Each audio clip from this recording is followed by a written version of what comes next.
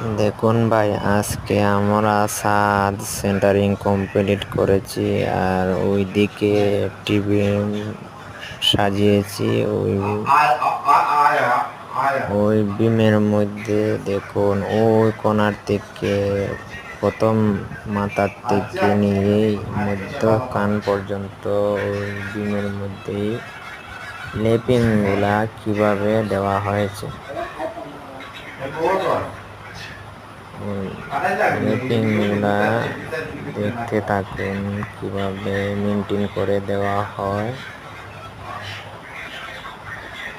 Engineer মোতাবেক লেপিং গুলার সম্পূর্ণ দুই দিকে দেওয়া লাগে। বিল্ডিং লম্বায় বেশি হলে মধ্যস্তরে দেওয়া যাবে না, মধ্যস্তর ছাড়িয়া ওই মাথার থেকে শুরু করে ওই মধ্যস্তর, আর ওই মাথার থেকে শুরু করে নিয়ে ওই মধ্যস্থ একই জায়গায় দেওয়া যাবে না।